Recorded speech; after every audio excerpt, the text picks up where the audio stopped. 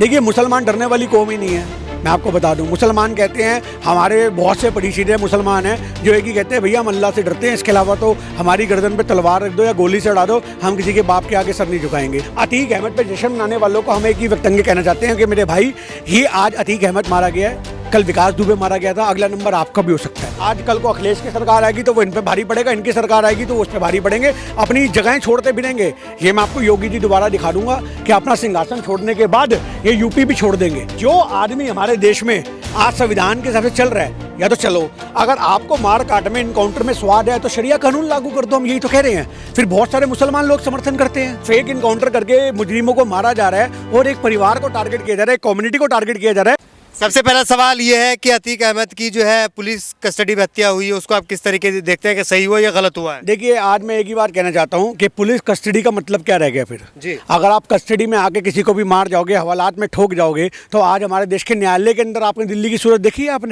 आपने दिल्ली में वो किस्सा देखा, वकील ने गोलियां चलाई हैं सरेआम, एक लेडीज में, वकील के बेस में नहीं था ही वकील है, उसने लेडीज को गोलियां मारी। तो आप समझो कि हमारे देश में न्यायालय सुरक्षित नहीं है, हमारे देश में कोर्ट कचहरी सुरक्षित नहीं है, हमारे देश की सड़कें सुरक्षित नहीं है। पर आज सवाल यहाँ खड़ा होता है कि दिन में उसकी सुरक्षा करने वाले 150 आदमी थे पुलिस वाले, शाम को 15 कैसे रह गए? ये किसके द्वारा मिली भगत थी? क्योंकि ये जो अतीक के साथ हुआ, अगर आप इसको इंसानियत के हिसाब से देखोगे तो ये गलत हुआ। आप मुजरिम को मुजरिम मान रहे हो तो कानून सजा देगा। आप सजा देने वाले कौन होते हो? इसमें कौन बंदे थे वो मिले हुए थे? देखिए, संविधान के हिसाब से बहुत गलत हुआ। आप समझो इस बात को, जिन्होंने संविधान को, मैं एक बात कहना चाहता हूँ, मेरे हिसाब से संविधान के हिसाब से हर वो इंसान को जिसको आप सड़क पे मौत के घाट उतार दोगे वो गलत होगा।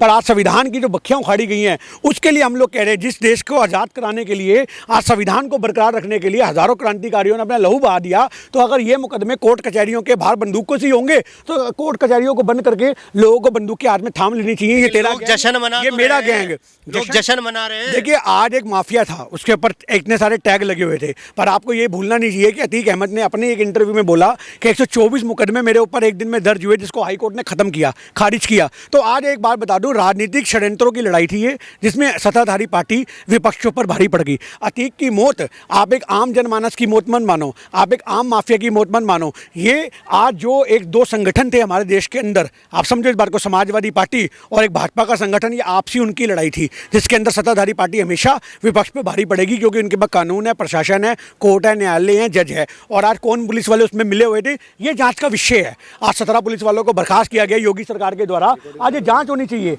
आज संविधान की हम बात कर रहे हैं, संविधान के हिसाब से लोगों को बर्खास्त किया गया, संविधान के हिसाब से लोगों को पकड़ा गया, संविधान के हिसाब से सारे काम हुए। पर मुद्दा ये आता है कि तुम्हारी सुरक्षा में कमजोरी थी, तभी उन गुंडों को इतनी बड़ी शक्ति मिल गई। और उन गुंडों को सपना कैसे आया, कि लोग यहाँ पे लेके आए हैं, ये कैसे पता लगा? ये एक जांच का विषय है, और जांच होगी तो दूध का दूध पानी का पानी होगा। अच्छा, असद का जो एनकाउंटर हुआ उसको आप किस तरीके से देखते हैं? देखिए, आप इनकाउंटर को, फेक को भी, मैं कहना चाह रहा हूँ, आप फेक को सही दिखाना प्रशासन का काम है। मैं आपसे क्या कहना चाह रहा हूँ, अगर आप, मैं क्या कहना चाह रहा हूँ, फेक है, मेरी बात सुन लो कि आज दोनों के हाथ में बंदूक है, तो बाइक कैसे चल रही थी? भूत चला रहा था क्या बाइक? आज सोचने की बात है ना। तो ये जो एक फेक इनकाउंटर करके मुजरिमों को मारा जा रहा है और एक परिवार को टारगेट किया जा रहा है, कम्युनिटी को टारगेट किया जा रहा है, ये हमारे देश में गलत है। आप बराबरी की लड़ाई लड़ोगे तो देश मजबूत होगा। अगर आज मोदी सरकार से हम ये कहते हैं कि आपको इनकाउंटर करने का बड़ा स्वाद आ रहा है, तो आप इतने काले बिल लेके आते हो, किसानों के लिए बैकडोर से काला बिल लेकर आए, एक बिल इनकाउंटर बिल ले आओ। भाई, तुम्हारी सरकार, जिसकी लाठी उसकी भैंस, तुम्हें रोकने वाला कौन है? जब संसद में तुम राहुल गांधी जी को बोलने का मौका नहीं देते हो, तो तुम्हारे पास इतनी शक्ति है, तुम एक इनकाउंटर बिल लाओ, उसके बाद हर आदमी को ठोको, तुमसे कोई सवाल नहीं करेगा, क्योंकि तुम एक बिल ले आओगे इनकाउंटर का। पर आज जब देश संविधान से चलने वाला है, कानून का एक दायरा है, एक लिमिट है। अरे हमारे देश के संविधान के अंदर तो आपको पता है, मानवाधिकार को भी इतने राइट दिए हुए हैं। एक मुजरिम जिन्होंने बहन बेटियों के साथ बलात्कार किए होते हैं, उसको भी मानवाधिकार वाले कहते हैं इसको मारना नहीं चाहिए, कूटना नहीं चाहिए। जबकि आज तो हम ये कहते हैं कि देश में शरिया कानून लागू हो जाना चाहिए। जो बंदा ऐसा काम करता है उसके प्राइवेट पार्ट काट दो, हम तो बिल्कुल समर्थन करेंगे। इंडिविजुअल लेवल पे मेरी राय देखोगे, क्योंकि मैं तो किसी मुजरिम को नहीं जाऊंगा वो पन पे। कट्टर है फिर। आज मैं आपसे एक बात कहना चाहता हूं, या तो आप ये काम करो, मैं ये कहना चाह रहा हूं, या फिर आप संविधान के खड़े हो जाओ। अगर आपको मार पाट की राजनीति करनी है, मैं एक छोटी सी बात आपसे कहता हूं, जो आदमी, आप मेरी बात पूरी सुन लो, आप पूरी बात मेरी सुन लो, जो आदमी हमारे देश में आज संविधान के हिसाब से चल रहा है, या तो चलो। अगर आपको मार काट में इनकाउंटर में स्वाद है तो शरिया कानून लागू कर दो, हम यही तो कह रहे हैं। फिर बहुत सारे मुसलमान लोग समर्थन करते हैं। तो आप आप शरिया कानून लागू को, हो देश में। मैं नहीं चाहता, मैं ये चाहता हूँ, लोग समझ रहे हैं मेरा एजेंडा, इस्लामिक राष्ट्र बन जाए भारत। मैं तो आपकी बातें सुनकर के बड़ा प्रफुल्लित हो रहा हूँ कि आप इस्लाम की तरफ क्यों खड़े हो गए। मोदी सरकार, मोदी सरकार हिंदू तत्व की तरफ खड़ी है। नहीं, मोदी सरकार हिंदू तत्व की तरफ खड़ी है और हमारे पत्रकार महोदय इस्लामिक राष्ट्र की तरफ खड़े हैं। और भैया हम तो धर्मनिरपेक्ष संविधान से चलने वाले भारत की तरफ खड़े हैं। हम तो ये कहते हैं, हाँ बिल्कुल रिकॉर्डिंग है। हम, अरे मैं तो कह रहा हूँ, हम तो कह रहे हैं कि आज जो लोग आपने पूरा सुना नहीं, उसको दोबारा सुनना। देश की जनता बड़ी समझदार है, आप क्वेश्चन भटकाओगे तो हम भटकेंगे नहीं। हमारा ये कहना है कि जो लोग मार काट की राजनीति में विश्वास रख रहे हैं, इनकाउंटर में विश्वास रख रहे हैं, इनकाउंटर का मतलब क्या होता है पहले आप ये पूछो। इनकाउंटर का मतलब होता है जब आप पे गोली चलाई जाएगी तब आप सामने पे गोली मारोगे, और वो भी तब होगा जब आप खैर उसके पैरों पे मारोगे। आज हमारे देश का संविधान कहता है कि अगर आपको इनकाउंटर की सिचुएशन भी फेस करनी पड़े तो मुजरिम को जिंदा पकड़ो। आप समझो इस बात को, उसकी टांग पे गोली मारो, उसके हाथ पे गोली मारो कि उसकी बंदूक छूट दे, पर आप तो सीधा कनपट्टी पे गोलियां मरवा रहे हो। तो ये चीज़ हमारे देश के अंदर लोगों को गवारा नहीं हो रही। मैं ये कहना चाहता हूँ, या तो आप संविधान के साथ खड़े हो जाओ या आप शरिया कानून के साथ खड़े हो जाओ। ये मोदी सरकार का फैसला है। हम संविधान की तरफ हैं। हम चाहते हैं हमारा देश संविधान से चले। शरिया कानून हम उनके लिए मांग कर रहे हैं जिन लोगों को इनकाउंटर में स्वाद। देश में 2 कानून चलेंगे नहीं, देश संविधान से चलेगा, क्योंकि शरिया कानून हमारे देश में कभी लागू नहीं हो सकता। शाइस्ता परवीन, अतीक अहमद की जो वाइफ है शाइस्ता परवीन, वो फरार चल रही है। 50,000 का उनके ऊपर हमने सुना है, वो भी है एक मुआवजा तौर पे अगर जो पकड़ा है। सरेंडर कर देना चाहिए। देखिए मैं एक छोटी सी बात जानता हूँ, कानून से आग में चोली कर दे आदमी कभी बच नहीं सकता। आज वो सरेंडर करे, संविधान का सहारा ले, बड़े से बड़ा वकील करें और वकील उनकी पैरवी करेगा, वो सही है या गलत है, या वकीलों का काम है जांच पड़ताल करना। हमारा काम नहीं है किसी को सही या गलत ठहराना। आज हमारे विचारों के माध्यम से कोई आदमी शरीफ नहीं हो जाएगा, हमारे विचारों में कोई बदमाश नहीं हो जाएगा। जो बदमाश है वो बदमाश रहेगा, जो शरीफ है वो शरीफ रहेगा। पर अगर हमारे देश में ऐसी तोहमतें लग रही हैं किसी इंसान पे, तो उसके लिए आपको जांच कमेटियां बनानी चाहिए, संविधान से देश को चलाना चाहिए। अतीक अहमद पे जश्न मनाने वालों को हम एक ही व्यक्तंग कहना चाहते हैं कि मेरे भाई, ये आज अतीक अहमद मारा गया है, कल विकास दुबे मारा गया था, अगला नंबर आपका भी हो सकता है। आप समझो इस बात को। माफिया खत्म हो गया उत्तर प्रदेश से। एक माफिया खत्म हुआ ना, आपने ये माना। जो 72 आज 172 लोगों की लिस्ट है, और जिसमें 17 तो सिंह हैं, कुलदीप सिंह सेंगर, फलाना सिंह सेंगर, ढिमकाना सिंह सेंगर, किसी पे 80, किसी पे 82, किसी पे 85, किसी पे 78 मुकदमों की पूरी लिस्ट होनी चाहिए। बराबर कहाँ हो रही है?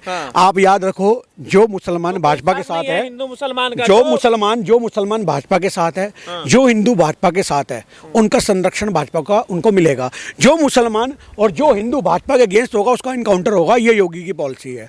योगी की पॉलिसी को 2 शब्दों में माफिया मिट्टी में मिल गया है। माफिया मिट्टी में क्या मिल गया? संविधान मिट्टी में मिल गया मेरे भाई। शुक्र मनाइए कि योगी बाबा है। हाँ, तो अतीक अहमद बड़ी हाथ में AK-47 लेके गली गली घूम रहा था। बाबा का आप कुछ नहीं कर पाइए। अरे मेरे भाई, ये बाबा के मामले में तो वो आंसू आज से छुपे नहीं है जो उन्होंने संसद में बहाए थे।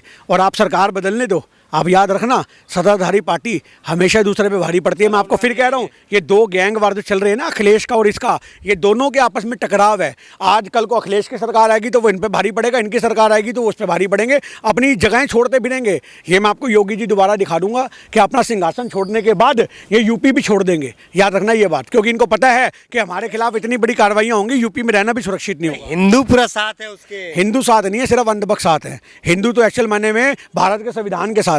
आप हिंदुओं को बदनाम मत करो। सनातनी को मानने वाले लोग हमारे देश के अंदर संविधान को मानने वाले लोग हैं। ये जश्न भाजपा के खामे में बना है। ये जश्न भारत के संविधान के हिसाब से नहीं बना। आज संविधान की होली जलाने वाले लोग अगर इसको जश्न के रूप में देखते हैं तो हम इसे गलत मानते हैं। अतीक मरा वो एक अलग मैटर है, किसने मारा वो एक अलग मैटर है, पर आज सही मायने में संविधान को मार दिया, ये बहुत बड़ा मैटर है। क्या लग रहा है मुसलमानों को डराया जा रहा है? देखिए, मुसलमान डरने वाली कौम ही नहीं है।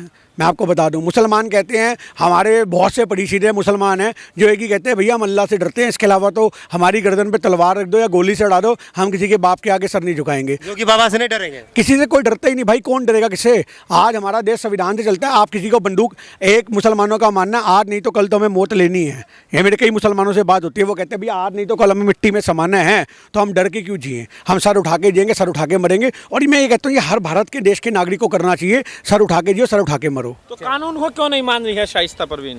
देखिए, कानून को नहीं मान रही है क्योंकि उनको भी पता है कि मेरा भी कहीं ना कहीं इनकाउंटर कर दिया जाएगा। आज इनकी जेल में जाने से अपराधी डरने लग गए हैं। आप समझो, आज अपराधियों के अंदर इतना डर आ चुका है, वो कहते हैं भैया हमें जेल में नहीं जाना। योगी का आप डर है समझो इस ना। बात को, योगी का डर आप नहीं। मानते हैं डर अच्छा ये है? देखिए एक बात बताओ, बंदूक की नोक पे तो आप किसी से भी नचवा लो। बंदूक की नोक पे तो आपने शायद वो फिल्म देखी गब्बर की नाच, बसंती नाच, वो भी नाची थी। आप समझो इस बात को, जो आदमी बंदूक की नोक पे नचवाना चाहे तो अच्छे अच्छे टक्कर जाते हैं। तो योगी जी ये मत सोचे कि उनसे डर रहे हैं, उनके कानून से। आपके कानून में इतनी ताकत होनी चाहिए, आम जनता डरे। यूपी का आपकी गोली में ताकत से कोई नहीं डर सकता। वो तो बंदूक की नोक पे तो अच्छे अच्छे लोग डरते हैं। आपके संविधान में इतनी पावर हो कि लोग थर थर कांपे। आप संविधान को इतना मजबूत बनाओ ना, आप बनाओ संविधान को मजबूत। गुंडे डर रहे हैं, लेकिन आम जनता तो चद्दर तान के सो रही है आराम से। अब आम जनता सो रही है, तभी तो हमारे देश में सब कुछ हो रहा है। चद्दर जब तान तक के। हमारे देश में आम जनता सड़कों पे नहीं उतरेगी, आप याद रखना, अगर उमेश शांति पाल, है। मेरी बात याद रखना, अगर उमेश पाल के साथ भारत के लोग खड़े होते ना उस समय कि कानून की हिरासत में इसको भी, या 2 पुलिस वाले जी थे उनको भी मार दिया गया, तो आज अतीक के साथ भी बहुत से लोग खड़े मिलते। पर हमारे देश के लोग धर्म देखते हैं। उमेश पाल हिंदू था तो हिंदू उसके साथ खड़े होंगे, अतीक मुसलमान तो उसके खड़े होंगे। पर आप एक समझो कि जिस समय उमेश पाल को मारा गया उस समय भी लॉ एंड ऑर्डर की होली जली थी। आज अतीक को मारा गया, इस समय भी लॉ एंड ऑर्डर की होली जली है। अगर उमेश पाल के साथ भारत का मुसलमान भी खड़ा होता तो आज अतीक के साथ हिंदू भी खड़े होते। ये हिंदू मुस्लिम की जो नफरत है, ये हमारे देश में बो दी गई है कि अपराधियों के अंदर भी, जो माफिया उनके अंदर भी लोग धर्म ढूंढने लग गए। ये तेरा मुजरिम, ये मेरा मुजरिम।